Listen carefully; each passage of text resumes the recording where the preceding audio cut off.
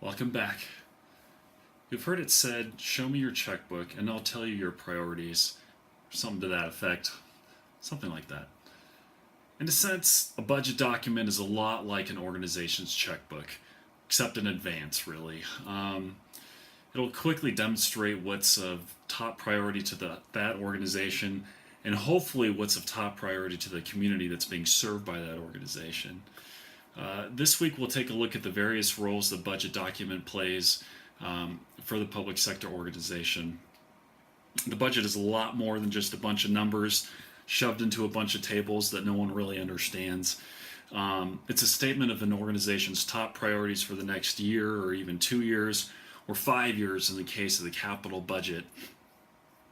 All in all, it's really a statement of priorities. A budget is far more than just numbers. It's really a statement, a policy statement by that organization about what's most important.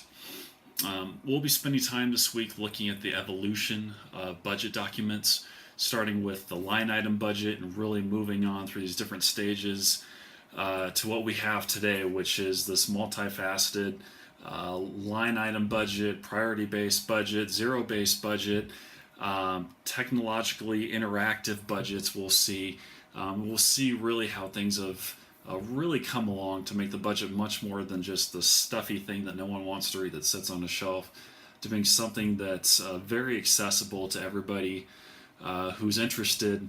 It's almost like a video game in a lot of cases, if that's your thing. Maybe it is, maybe it's not. I don't know. I work in budget. Not sure I'd have that much fun with it. Anyways, but it's really cool how governments have stepped up and really take the next step to be more transparent and accountable to the citizenry by making the citizens' money much more transparent. We're going to look at some really cool cutting edge tools that are out there today, talking about the evolution of budget. Things like OpenGov and Pick Democracy. We're going to look at Balanced Scorecard. We're going to look at Socrata. We're going to look at some other cool stuff that really is designed, like I said, to be interactive for the citizens and make things a little bit more engaging and accessible is a good word for it. We're also going to talk about, in particular, about performance budgeting and performance metrics. Performance metrics, you may have heard elsewhere in the MPA program. It's a very important concept in good management. It's not just endemic to finance by any means, but anyone who wants to be a leader, a manager, an effective manager in any public sector organization really needs to understand performance management. And one of the exercises we're going to go through this week is going to help you do exactly that. Performance management is a very important piece of a modern day budget. And the stronger budget documents are going to have performance metrics baked right into the budget document itself. In terms of assignments this week, we really want to focus on how to help you make your budget more accessible to the citizens and different organizations, businesses, anybody you serve. We want to make it so that it's not just a big book of tables and numbers. It's really a living, breathing document that can be easily read by anyone who's interested.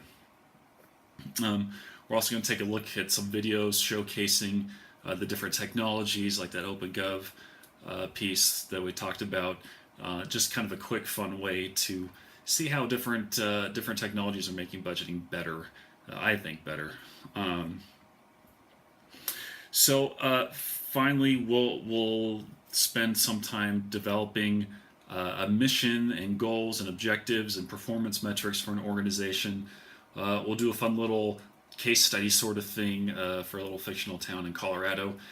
We're going to be looking at animal services, and so that's kind of a fun offbeat thing to do. But this, again, it's a really important skill to have, is this performance metric development, something I spent a lot of time doing in my profession for my city that I work for.